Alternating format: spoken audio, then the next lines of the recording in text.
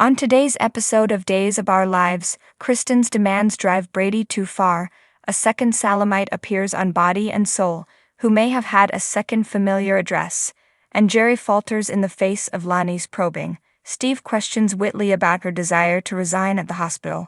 She informs him that she is prepared for a new beginning in Scottsdale.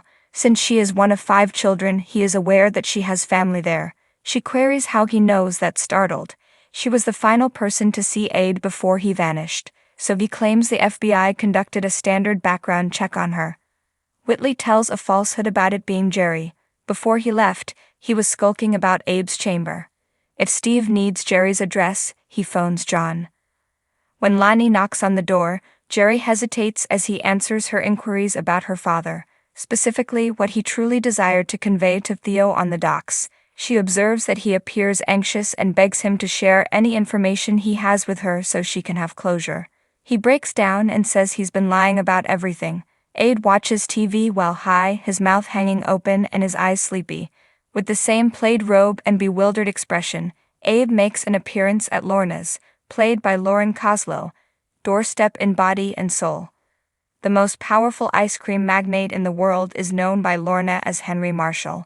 He claims to be in the hospital after being attacked, but he is unable to identify his attacker.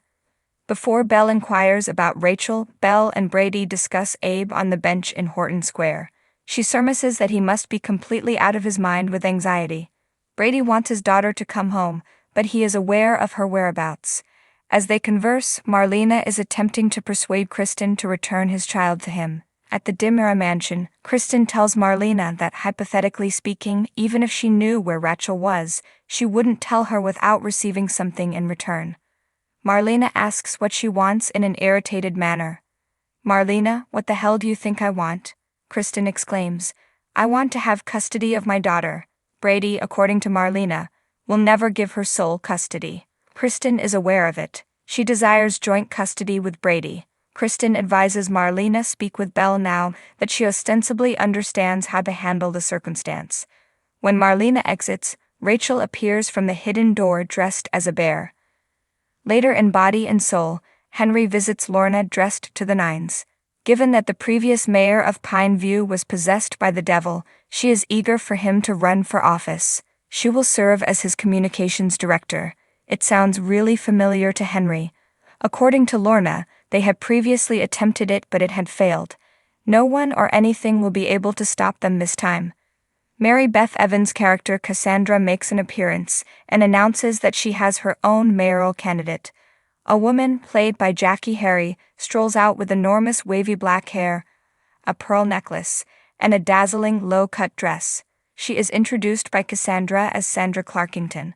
Sandra proclaims that her first item of business will be to demolish the town square and construct Clarkingtown, a new bargain retailer.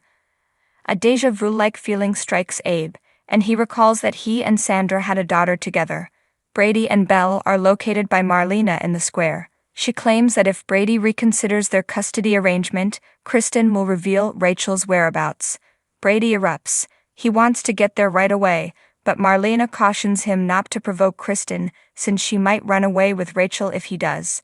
Brady believes there must be something he can do, but Belle thinks it's unprofessional that Rachel vanished under his watch. Brady finds it unbelievable that they are supporting Kristen. The easier things will be down the road. According to Marlena, the better things are with Kristen right now. When Rachel told Kristen the attic was dangerous at the mansion, Kristen headed downstairs. She is also alone. It will only last for a short time longer, Kristen assures. She reminds Rachel that when the police search, she needs to don the costume to blend in with the other stuffed animals. Rachel worried that she'll scare her father. Kristen assures that it will soon be over. She promises to follow after for a tea party and sends Rachel back to the attic. At his apartment, Jerry tells Lani about how, at Whitley's request, he planted Abe's blood at the docks. Lani is terrified and wonders how Whitley obtained Abe's blood. Did she murder him? Jerry tells the boy, "Your father is alive," revealing that Whitley sedates him when he experiences memory flashbacks. Lani requests to know his location. Whitley intends to leave town with him, despite the fact that Jerry believes he is still at her place. Thanks for watching this video. Please subscribe to our channel, Daily Bulletin News, and stay with us.